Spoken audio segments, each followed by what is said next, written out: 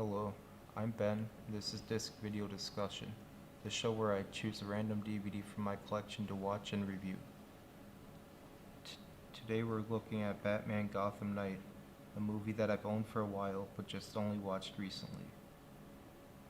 It was an interesting movie that was made up of 6 short stories, each with different art style, as you can see in this trailer.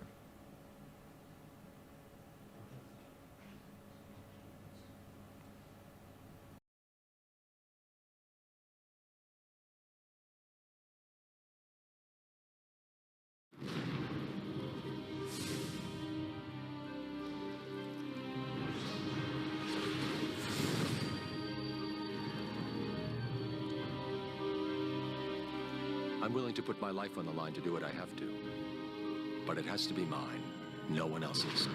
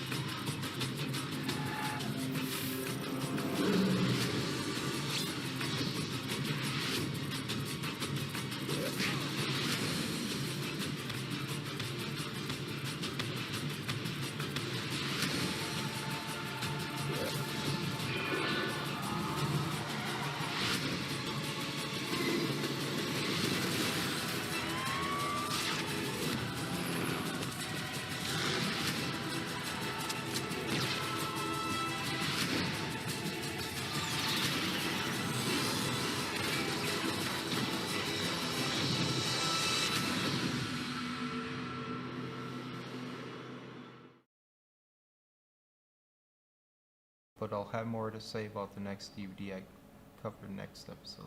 Thanks for watching.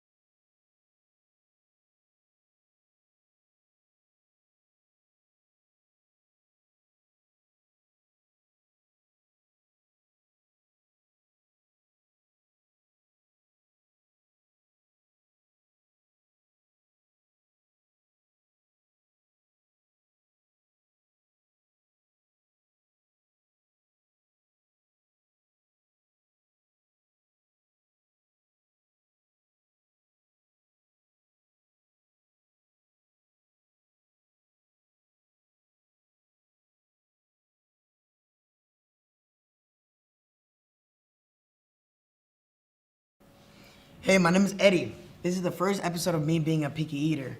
I will be showing clips of me eating vegetables and getting a reaction and rating them 1 to 10. I will be eating typical foods that I do not like.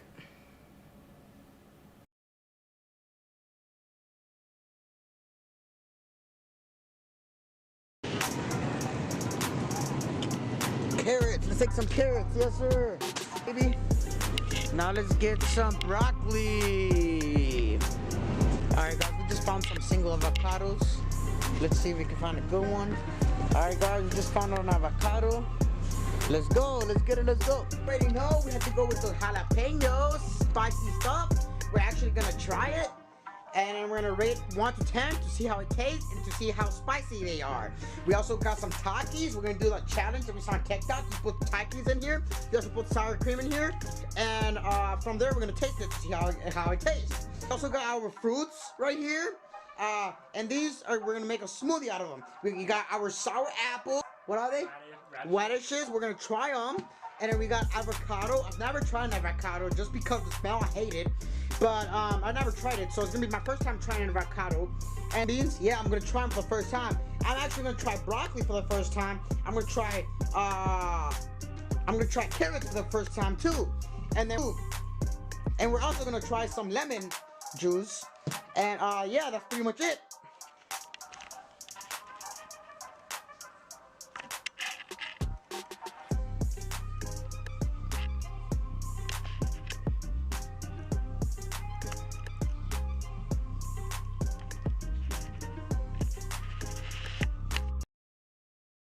When I was little, my mom would force me to eat vegetables that I did not like.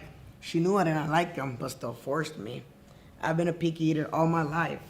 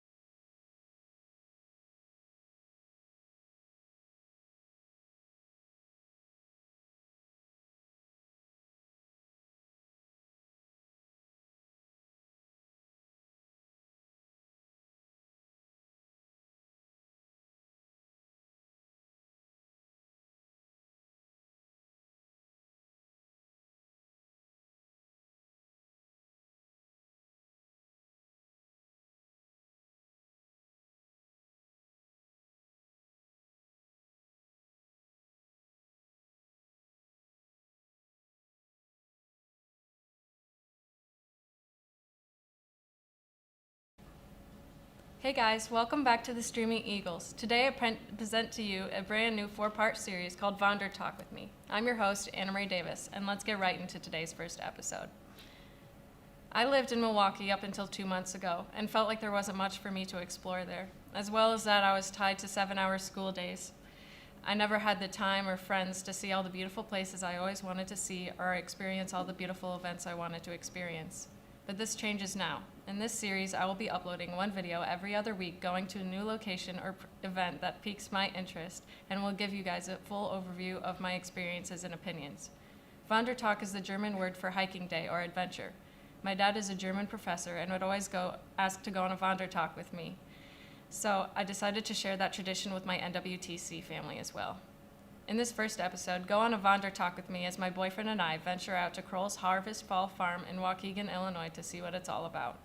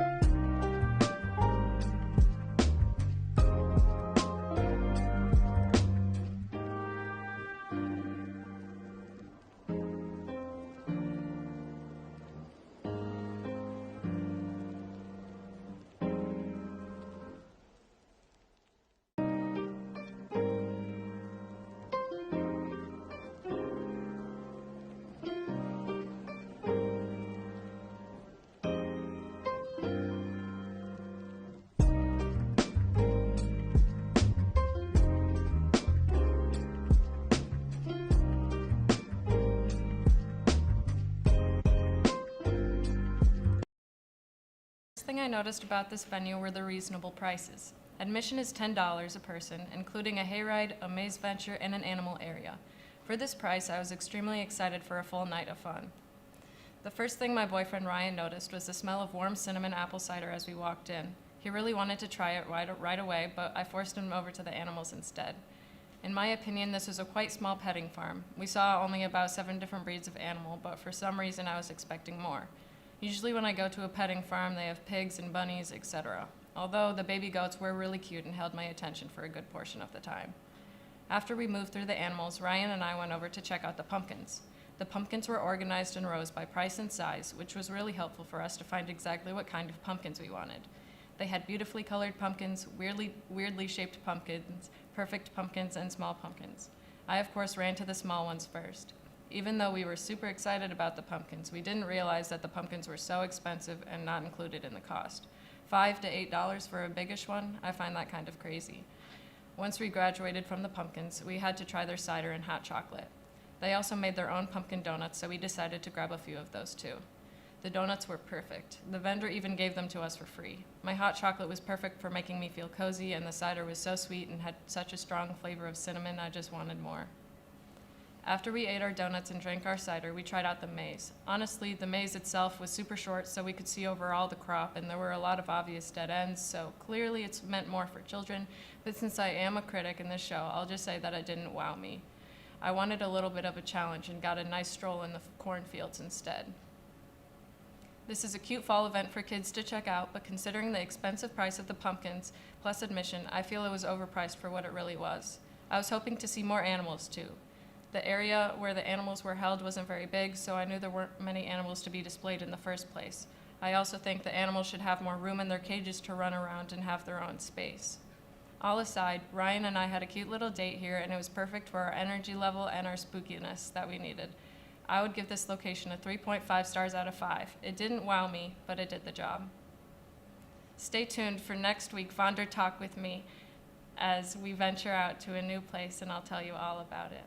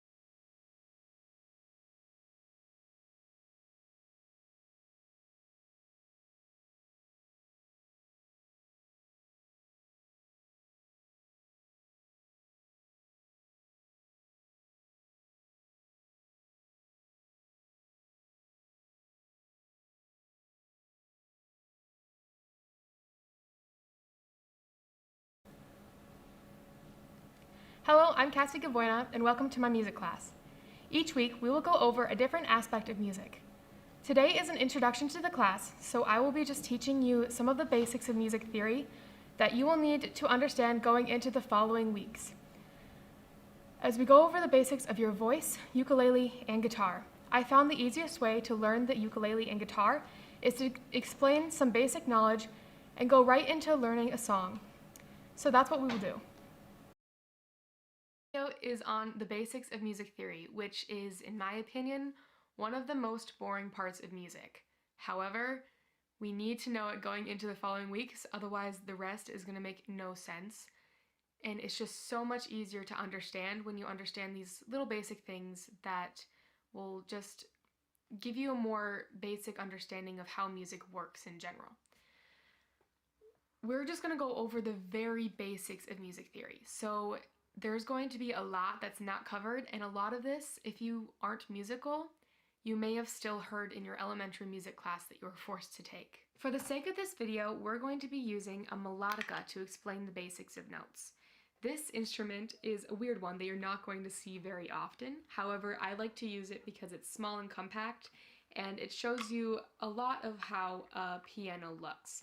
You'll notice if you look at a piano, they have these white keys and these black keys. They're just slightly bigger. So I'm going to be explaining this a lot as if this is a piano. However, in order to play it, I don't have to plug it in or anything, but I do have to blow through this tube. And that's how I play the chords, or the notes. There are 7 basic notes which on a piano or a melodica are played by hitting these white keys.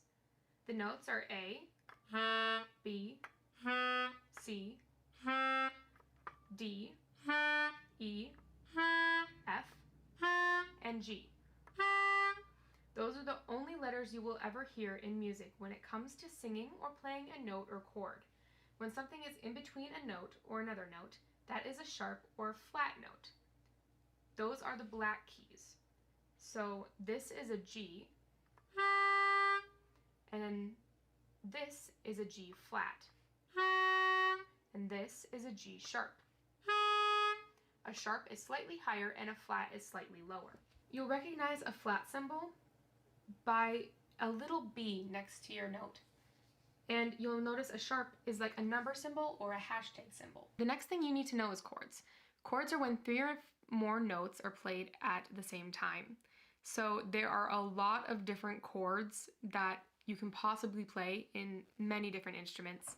However, there are about 14, I guess, that are the most common. So these are named A minor through G minor. So you'll see an A with a little M after it, or a B with a little M after it, so on until G with a little M, or an A through G. So it would be an A major through G major, but you're not going to usually see a major symbol after it. It's usually just going to be A through G. I'm going to show you some of these chords on the melodica, and you'll be able to hear how nice the chord sounds with the notes. This is a G chord, and this is a C chord. You'll notice that the notes aren't right next to each other, right? So if I was to move my one finger over and have 2 notes right next to each other, it would sound like this. Not as pleasing. You will not very often see something like this in a song. However, music is a creative outlook, and some artists do decide to do that, and it works for them. Another important part of music is understanding a musical staff. The staff has 5 horizontal lines with vertical lines called measures that help separate the notes. To the left of the staff is where there will be a symbol that tells you what kind of staff it is. It can either be a treble clef or a bass clef. On the lines there will be notes. What note you play is determined by where it is on the staff and if it is a treble or bass clef. You'll notice not all the notes look the same. This determines how many beats the note holds. If you look next to the clef, you will see a fraction. This is the timing. The most common timing when starting out is 4/4 time or 3/4 time. The top number is how many beats there are in a measure, and the bottom tells you what kind of note holds 1 beat. For both of these timings, a quarter note holds one beat. So if we only use quarter notes, that would be 4 quarter notes in one measure for 4/4 timing, or 3 quarter notes for 3/4 timing. That will all be laid out for you if you use this kind of sheet music. But when we go over chords for a song in a coming show, we are going to use just the chords and the lyrics of the song to play it. This is where it comes down to knowing the song. The chord should be right above the word that you need to change chords on, so you just need to know how the song goes. On the top of chord music, you can usually find what the timing is for the song, and it's usually with the tempo. It's a good idea to get a metronome so that you can put in the tempo and get a feel for how fast it needs to go. You can find many different kinds of metronome apps on your phone's app store. One other thing you will see at the top of your page is what key the song is in. You can change the key for any song for it to be easier or harder for you.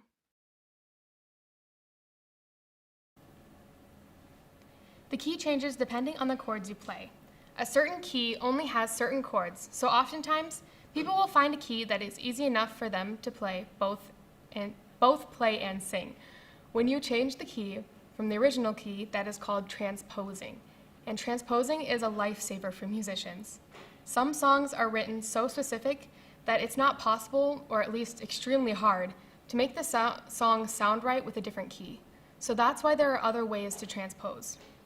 You can sometimes change the key by changing the notes of the strings or the key of the actual instrument itself. So this is a ukulele, which is a small string instrument. On a string instrument, you can use a tool called a capo. It goes on the neck of the instrument like this, and it holds down all of the strings. So with it, it can sound like this, and without it, you'll notice it's a little lower. Any string instrument has this feature if you get the right sized capo, but it's more common on some than others. It is most common on an acoustic guitar. This is my capo for my acoustic, which you'll notice is slightly bigger than my one for my ukulele. You can only transpose on a piano if it's an electric piano or a keyboard. If it is, there's usually a button you can press that's in a different spot on nearly every piano. So that is some of the basic knowledge about music theory that you will need to know going into the following weeks. Thank you for watching.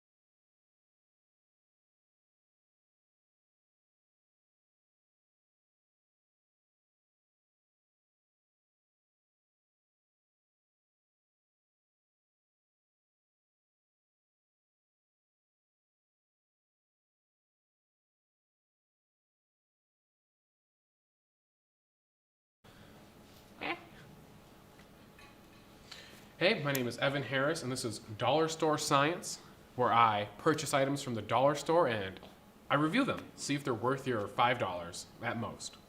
The first object we have here is, for your chain smoking friend, a cigarette case and a lighter. Holds the cigarettes perfectly, and you know, oh no, I forgot my lighter. Too bad, you already got the case. You're set. Comes with the micro USB to charge it, and what I've noticed about it is, even at full charge, it has difficulties actually working. Oh, there we go. Oh, stopped. Ooh, look at that. That does not look safe at all. And it's very sticky. Wow. I don't like touching that. I'd rate this 2 cigarettes out of a 12 cigarette pack. It is not worth it. It smells every time you turn that thing on. It's garbage. All right. The next product we have is Science by Me. Glow in the dark bouncy balls.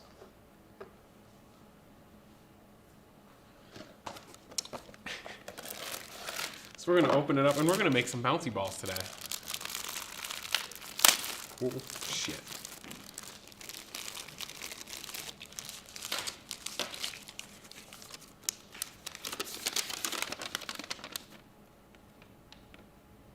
It says you need eye protection. Who needs eye protection for making bouncy balls? What? Oh, you need clean water? Oh, this will work.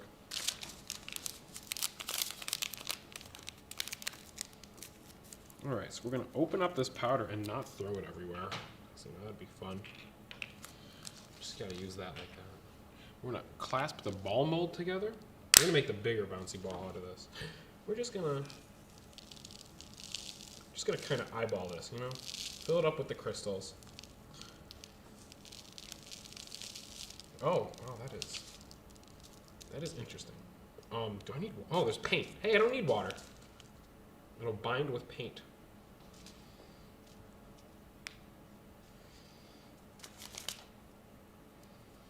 We're just gonna shovel this in here. Kind of hold it all together, you know?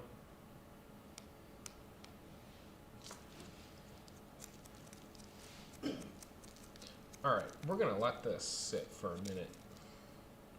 See what happens. That is a very interesting little thing, huh? That did not, I'm gonna say this about the bouncy balls, it did not clearly describe on the package that I would need water. So that is gonna have to dock it some points. But we'll see how they come out with the paint. We're gonna move on to the next object. Oh, this fucking sucked. For $2.50, I believe it's the LA Colors 16 color eye palette.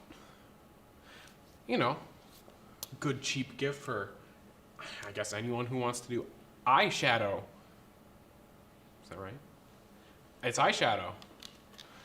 We're just gonna hopefully not break it. What the fuck? Who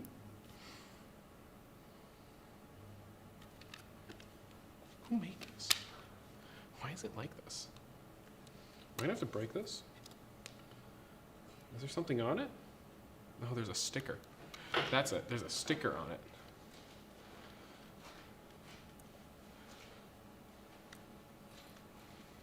God damn, the sticker. It is not opening.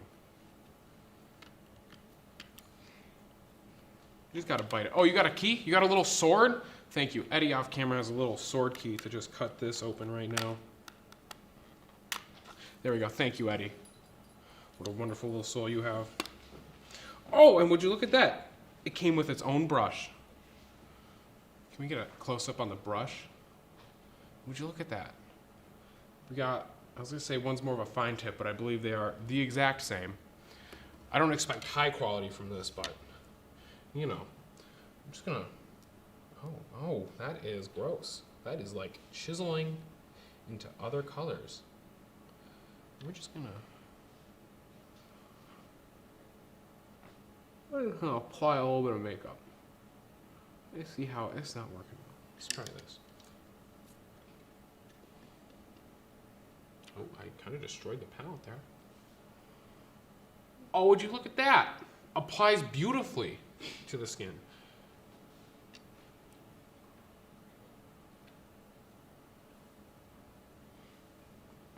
And I've been Shrekified. What a wonderful... Oh, wow, that's everywhere. So the LA Colors eye palette, I'd rate out of 15 out of 16 colors. It applies wonderfully, comes with its own kind of shitty brush. But you know, I'd say for the price point, you're set. Let's get this out. Lay it down. Oh, it fell off my face a little bit. Let us move on to our previous little project to see if the bouncy ball has set with the paint we poured in there. Oh, wow. Oh, no, that is. We got something. We got a little solid somewhere. Do I want to touch it? Not at all. Oh, no, that, oh, hey. Oh, we got a snake. We made a little snake. Wow. Oh, and I have paint on my fingers. That's always fun. I hope that's safe. Is this safe for kids? I would hope. Is this safe to eat? No. I wouldn't do that. Taste eyeshadow now.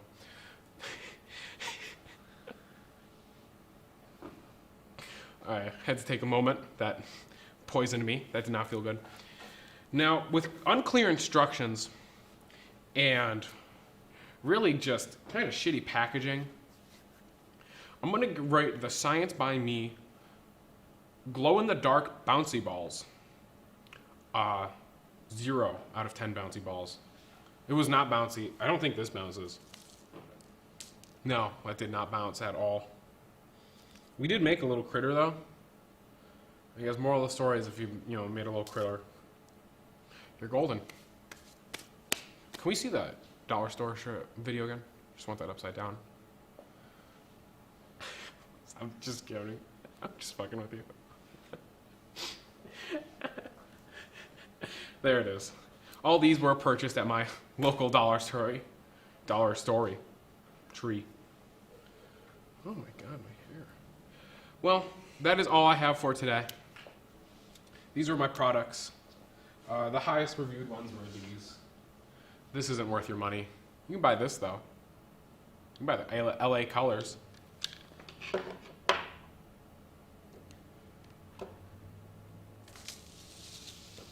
Here we go. What a wonderful little item selection we have.